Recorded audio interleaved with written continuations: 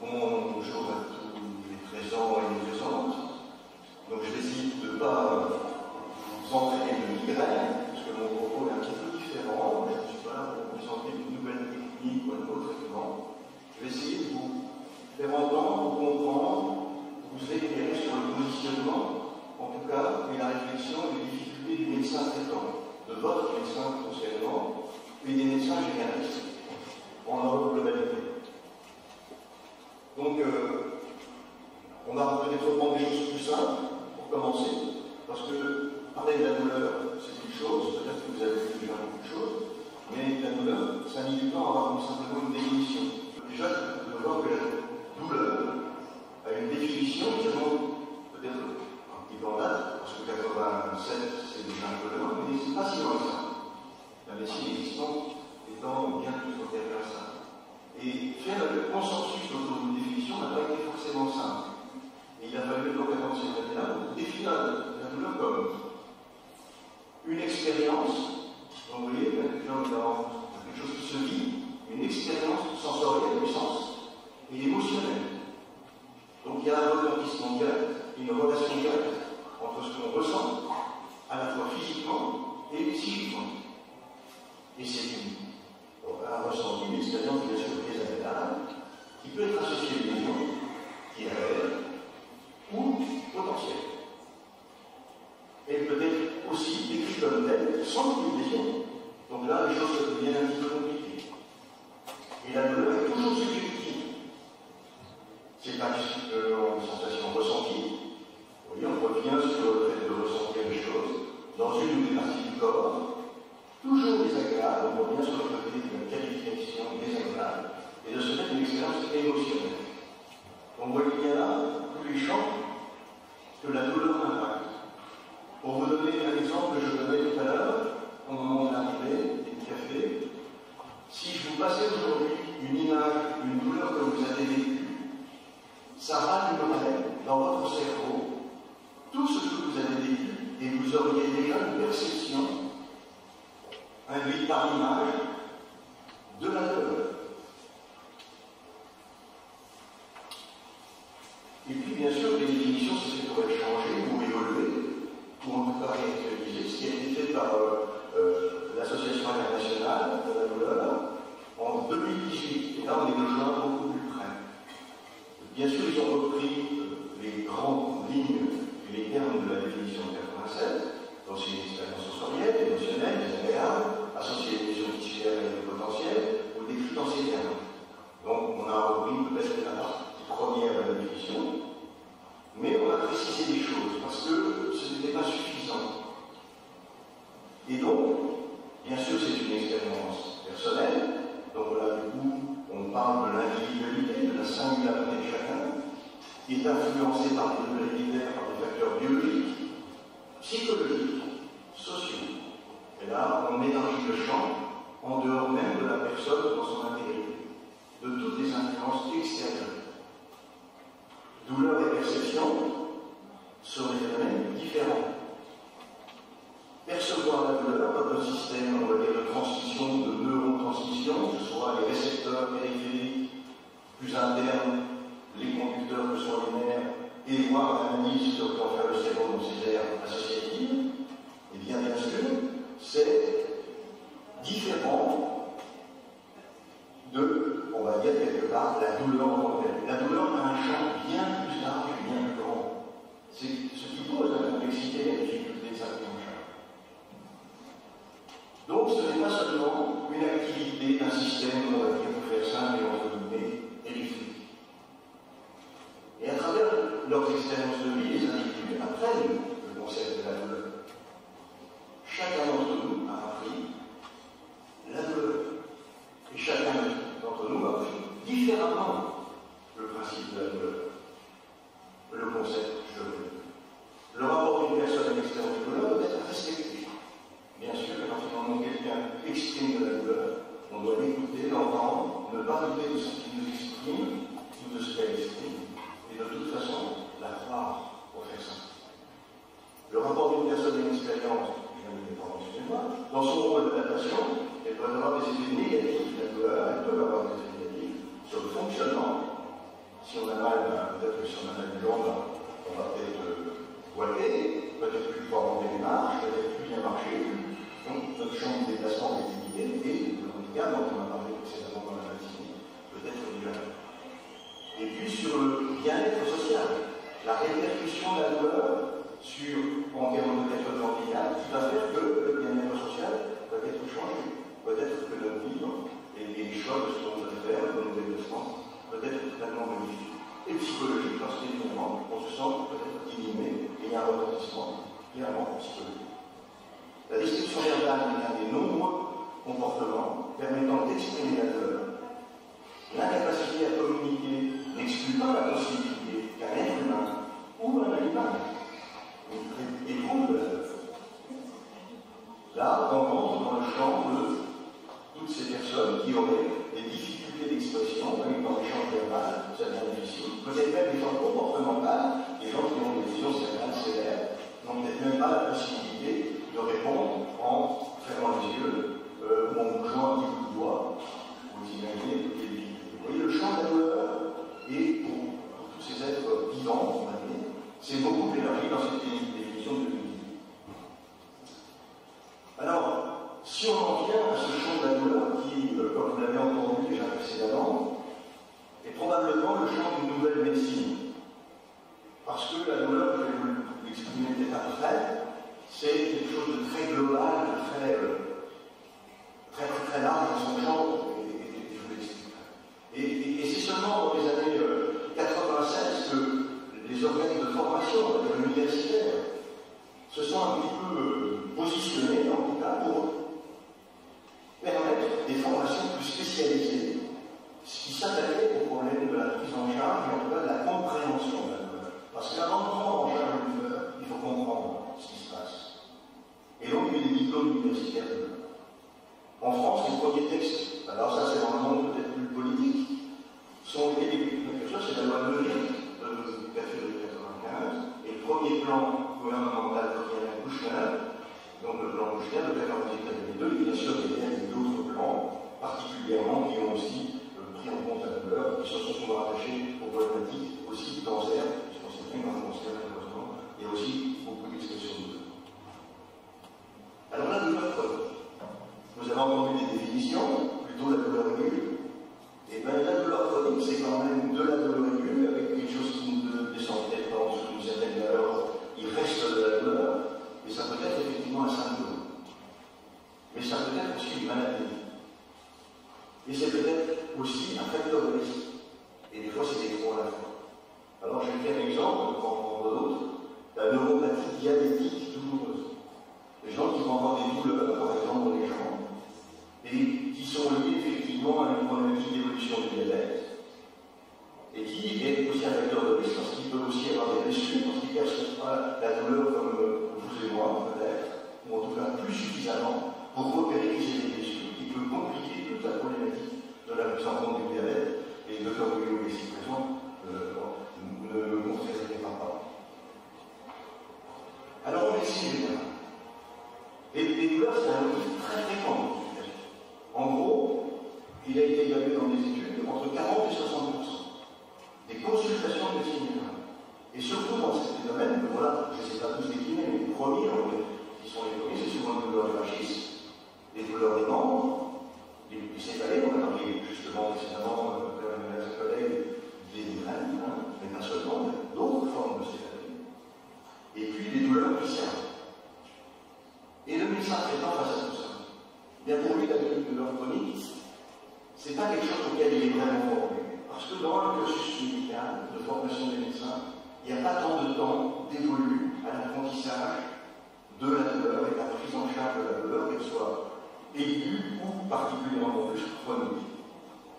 Et donc, dans son démarche, le médecin, ce qu'il voit, quand il voit un patient ou une patiente venir pour des douleurs, il voit quelqu'un qui a une douleur, et il veut évidemment faire une recherche de la cause, et donc une recherche diagnostique. Il va préconiser des équivalents là qu'il va examiner, il va écouter, examiner, et ça va lui diriger sur une réflexion, on va dire qu'il va peut-être pour faire penser qu'il faudra lui faire des examens complémentaires, des radiologiques, qui vont lui permettre possiblement de faire un diagnostic. Et à partir du diagnostic, eh bien, une démarche médicale, et dans cette démarche, il y a une prise en charge qu'on appelle biomédicale. Et ça, c'est une grille de lecture qu'on apprend dans notre formation dès aujourd'hui, une première année d'études de médecine. Et puis, dans la douleur chronique, vous l'avez entendu tout à l'heure, tous les retentissements de ces douleurs chroniques, qui évoluent depuis plus de 3 mois, je ne l'avais pas dit, mais vous l'avez vu sur les écrans, il faut une évolution de 3 mois des douleurs aiguës ou un peu constantes, si on a totalement suivi en tout cas, pour être qualifié ou qu'elle soit qualifiée plutôt de douleur chronique. Et bien dans l'évaluation de ces douleurs, ça prend beaucoup plus de temps. On doit évaluer différents facteurs. Les facteurs physiques, somatiques, les troubles psychologiques, en tout cas l'impact sur le psychologique. La détresse émotionnelle, parce que quand on a très très mal, on sait bien que notre émotion est à vif.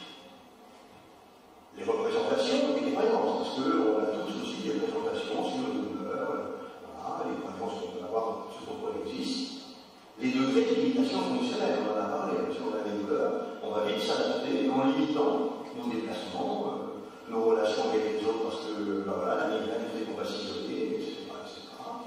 Les attitudes et les modes de coping face à la douleur, c'est comment en fait nos attitudes et comment on s'adapte et comment on vérifie, comment on a modifié notre vie et notre comportement face à ces douleurs.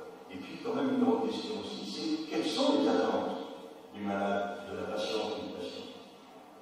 Et puis tout ça, il faut l'intégrer dans tout un contexte environnemental dont je vous ai parlé préalablement, le contexte familial, le contexte socio-professionnel et le contexte médico-légal.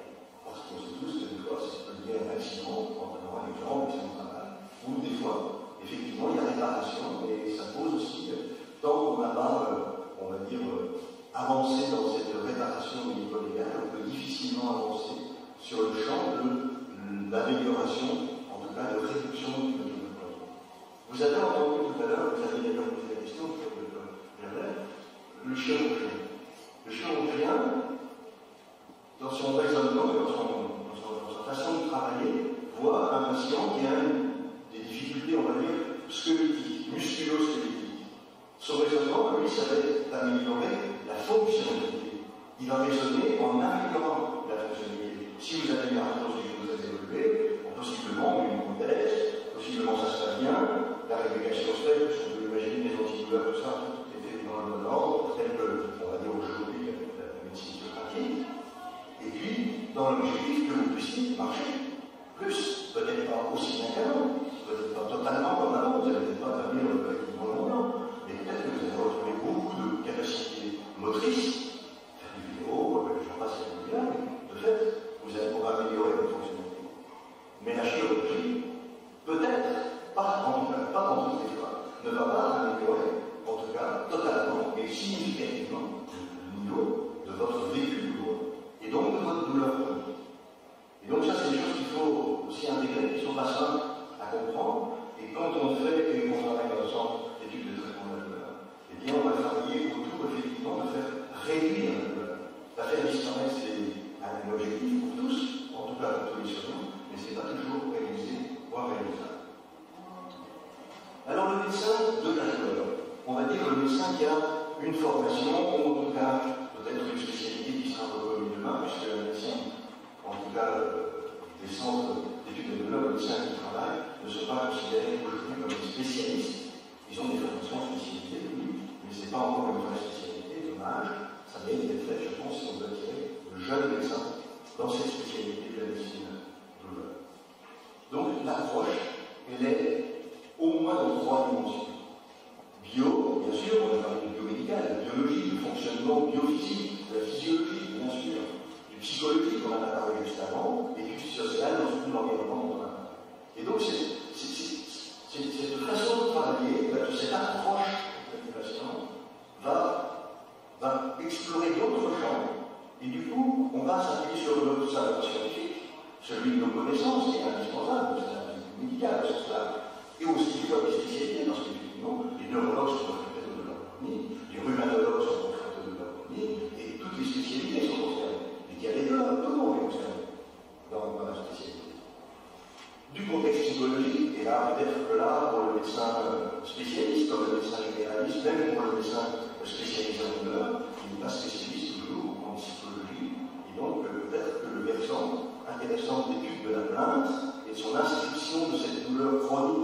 l'histoire de la personne, de son histoire de vie, a toute son importance pour pouvoir la prendre en charge. Et l'analyse systémique, c'est l'analyse effectivement de tout le système dans lequel on vit, c'est-à-dire effectivement comment s'inscrit ces développements chroniques et ces ressortissements dans le contexte global, voilà, environnemental, on avait dit, familial, socio-professionnel, et puis social. Alors, le médecin du centre anti-douleur, le spécialiste douleur, il va essayer de prendre en compte tout ce vécu subjectif de la maladie. On a entendu dans la définition de processus de subjectivité, ou ce qui permettait en fait de dire, d'exprimer ce qu'était la douleur de la personne. De cette maladie chronique, donc du coup le vécu subjectif, parce que là il y a énormément de choses qui se jouent, d'autant cette douleur, on l'a dit, qui évolue bien plus de 3 mois, des fois des années, et on vient le décryptage de ce vécu sera donc le fil conducteur indispensable pour permettre aux patients d'accepter, de modifier certaines de ses conceptions et de ses comportements. On sait tous que parce qu'on a mal, si on fait des mobilisations prolongées, on va réduire nos capacités, mais toute mise en fonction, si c'est une articulation, va renforcer le processus du mouvement. Et puis, on vous l'a entendu de la part de mes 2 collègues précédemment, l'adhésion active du patient nécessaire dans un processus thérapeutique. C'est-à-dire que dans ces consultations d'études du traitement de la douleur, on va demander au patient son adhésion active, c'est-à-dire qu'il est acteur. Et c'est probablement là que la médecine antérieure n'était peut-être pas au point, ou en tout cas suffisamment compréhensible du processus. Aujourd'hui, même la médecine biomédicale, on demande dans les pathologies, surtout dans les spécialités, que le patient soit aussi acteur de sa vie. Le facteur temps, qui doit être inscrit dans le processus. Voilà, on entend tout à l'heure qu'effectivement, ben voilà, il y a un temps, parce que même quand on va mettre en route une thérapeutique, on va la révéler avant, pendant, après, et encore après, et à quel moment la renouvelle, et dans quel cursus, on va dire, du plan et du parcours de soins s'inscrit le patient, la patiente, et le corps médical, en gentil. Et puis donc, ça demande donc cet accompagnement de plusieurs mois, voire plusieurs mois. Le maître mot, je crois que c'est ça qu'il faut tous qu'on retienne, c'est la qualité de vie. Et qu'est-ce qu'on travaille ensemble sur la qualité que vous demandez en fait. Donc vous comprenez bien que dans cette prise en compte et prise en charge globale, il y a nécessité d'être en pluridisciplinarité. Ça a été dit à plusieurs reprises, et donc je pense que c'est toujours important de le rappeler. Le médecin devient un éducateur qui tient compte de la capacité des patients. Et puis, il admet et dépasse un peu ses compétences propres, parce que, effectivement, on parlait tout à l'heure de l'psychologie, on parlait du médico-légal, on parlait du social. Ça demande donc, effectivement, que chacun, dans son équipe pluridisciplinaire, puisse investiguer tous les champs qui sont concernés par cette douleur. Et que ce soit donc physique, on l'a dit, psychologique, familial, socio-professionnel, médico-légal, existentiel. Notre vie est bouleversée quand une douleur chronique s'installe. Ce travail en transdisciplinarité articule des savoirs complémentaires des différentes disciplines convoquées pour élaborer ce qu'on appellera donc un projet thérapeutique centré sur le malade. Et l'adhésion active du patient, j'y reviens, elle est donc indispensable au processus thérapeutique, qui fixe les objectifs de réparation. Donc autant que ces consultations dans les centres d'études et de traitement de la douleur se fixent des objectifs, et bien sûr, une fois le premier objectif atteint, un deuxième sera peut-être proposé, et ainsi de suite, et on progressera ensemble dans cet accompagnement à plusieurs professionnels autour des patients concernés. Alors les douleurs chroniques, quelques chiffres, parce que effectivement, on dit une personne sur 3, mais je ne critiquerai pas ce chiffre, mais pour les douleurs chroniques, pour les gens identifiés ayant des douleurs chroniques, 70% des patients concernés ne reçoivent pas de traitement approprié, seulement 3% bénéficient d'une prise en charge en centre spécialisé. C'était une référence de 2017. Elles sont, alors, les douleurs chroniques, le fait nouveau, c'est qu'enfin, ces douleurs chroniques rentrent aujourd'hui dans la classification internationale des maladies. Il y a ce qu'on appelle la CIM-11, qui a été mise en place en 2022. Ça vient donc aujourd'hui être reconnu comme une maladie. Les maladies chroniques sont une maladie. Je crois que c'est quand même un élément extrêmement important de reconnaissance. Les collègues qui ont parlé avant et qui parleront après moi, sûrement, j'espère bien, se félicitent de ce travail collectif international. Je rappelle que c'est la classification internationale des maladies. Elle représente à la fois un enjeu moral, car elles sont synonymes de souffrance psychique, sociale, existentielle, ces douleurs chroniques. Il y a un enjeu économique et social, relevant de la santé publique, mais ça vous a été aussi présenté en un.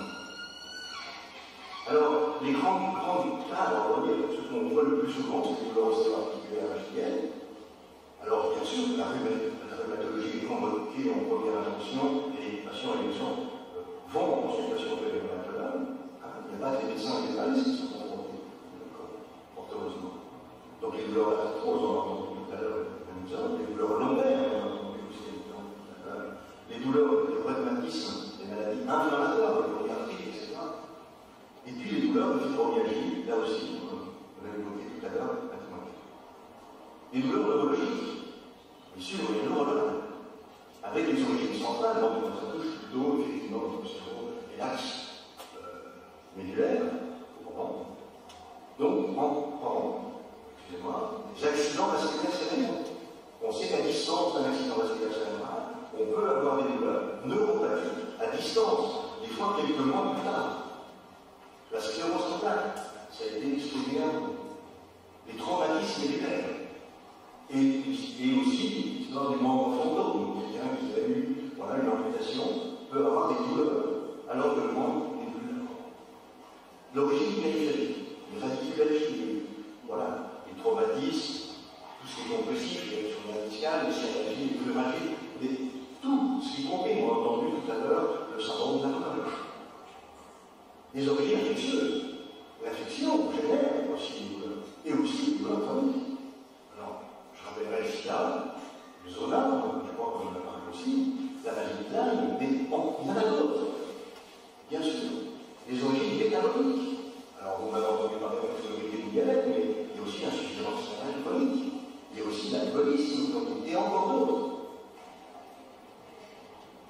Et puis, on va quitter la rhumatologie, la neurologie, pour parler aussi de cancérologie, puisque la cancérologie est pourvoyeure d'énormément de douleurs et de douleurs chroniques, parce que le cancer aujourd'hui, ou en tout cas, je le répète, les cancers deviennent aussi des pathologies chroniques.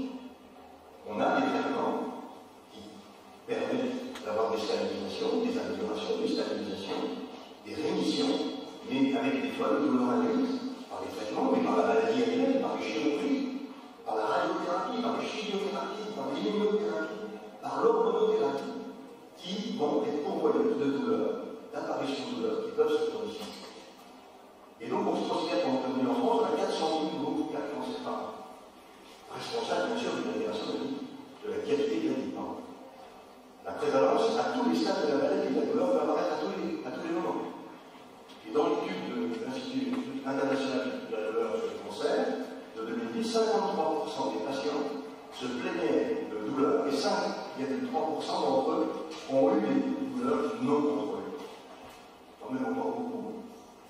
Et une étude européenne récente a montré qu'un tiers des patients ne recevraient pas de traitement adapté à la densité de l'enfant.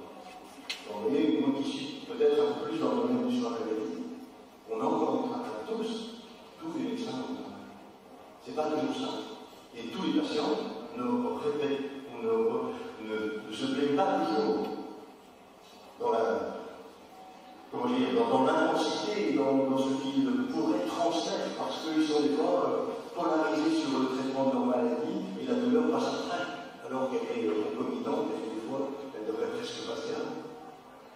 Donc, notamment pour l'impact sur la vie. Alors, je vais faire un petit peu plus sur la douleur chez l'enfant et l'adolescent. Parce qu'on en parle, il y a bien sûr que oui, mais on n'en a pas d'études. Il n'y a pas d'études aujourd'hui qui soit publié, en tout cas vérifié, et ça mérite d'être dit.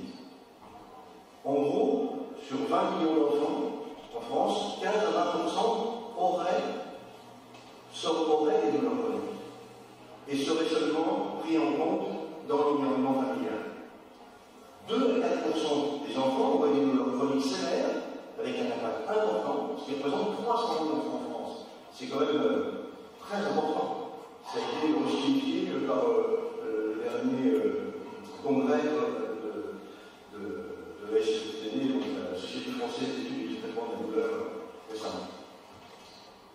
Alors, bien sûr, il faut se structurer. M. Marlot l'a dit dans sa présentation, il faut se structurer, il faut essayer de mettre en commun ce dont on dispose de proximité dans nos territoires. Et donc, la première chose qui a été faite, qui remonte un petit peu dans le temps, c'est de faire un annuaire. Et cet annuaire, elle est nationale, et qui décline les centres et les consultations douleurs particulièrement. Donc, pour le prise en charge du traitement de la douleur. Donc, pour chaque région, il y a normalement, effectivement, une structuration. Les centres et les consultations sont labellisés, bien sûr, et on a mis sur ces annuaires les adresses, les noms, et puis les responsables médicaux, et puis les contacts téléphoniques. Alors, vous, le professionnel de santé, le médecin traitant, ou les spécialistes ont ces registres et ces annuaires. Et vous pouvez aussi en avoir de l'autre côté au travers des associations. Voilà, les associations fibromyalgiques, sclérose en plaques, il y a Parkinson, je ne vais pas tous les énumérer, évidemment, mais je veux dire, même les associations structurées ont aussi ces adresses, ces annuaires, ont aussi les noms des professionnels et les contacts du docteur.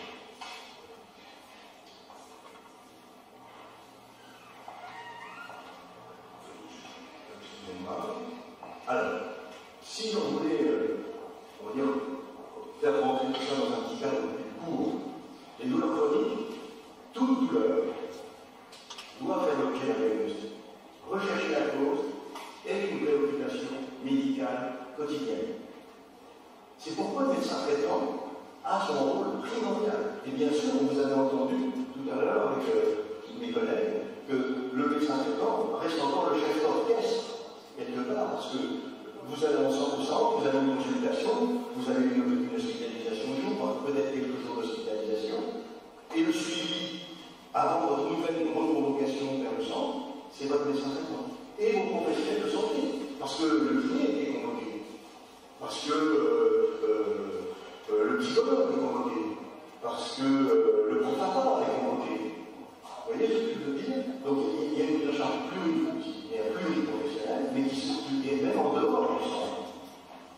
Et je pense qu'il faut aussi entendre que dans la douleur, il y a ce qui est médicamenteux, il y a ce qui est, on va dire, plus technique peut-être, moins médicamenteux, et il y a ce qui n'est pas du tout médicamenteux, qui est dans la prise en charge avec d'autres professionnels, notamment dans la réadaptation à l'effort, dans la réadaptation à l'activité, et aussi dans la réadaptation psychique. Et la prise en charge des douleurs, donc je viens de le dire, c'est la collaboration du médecin traitant, des spécialistes de disciplines différentes, et puis évidemment dans le centre effectif, mais il faut aussi qu'elle soit effective en dehors du centre, dans notre environnement, dans notre proximité. Alors en conclusion, voilà, la douleur chronique, c'est une expérience personnelle, on ne le pas. C'est une cellulologie, donc c'est la prise en compte, rechercher aussi tout ce que vous avez entendu, c'est primordial, rechercher la cause. Il faut évaluer l'intensité, vous en avez entendu parler au moment de la consultation sur la prise en compte, quand on disait toxines botuliniques dans la migraine. Il y a des évaluations avant, pendant, après, l'évaluation, l'intensité, son retentissement dans toutes les dimensions de la vie. S'adapter à la personne adulte, au sujet âgé, parce que le sujet âgé, c'est pas tout à fait la même chose. Et puis d'enfants, encore moins, la même chose. Différencier les débuts chroniques, voilà, le monde, c'est pas peut-être si compliqué. Investir pleinement le patient dans sa prise en charge, ça demande une collaboration entière. Et la connaissance est essentielle pour tous les soignants, aidés par des hyper spécialistes en douleur, dans la formation, on va en parler. Donc la médecine des douleurs, c'est une médecine de modernité, transversale, humaine bien sûr, multiprofessionnelle. Alors il y a un guide, il a été évoqué, je crois, avant, moi, qui est proposé aux professionnels de santé par HAS, c'est le parcours de santé d'une personne souffrant de douleur chronique. Et vous pouvez le retrouver sur le site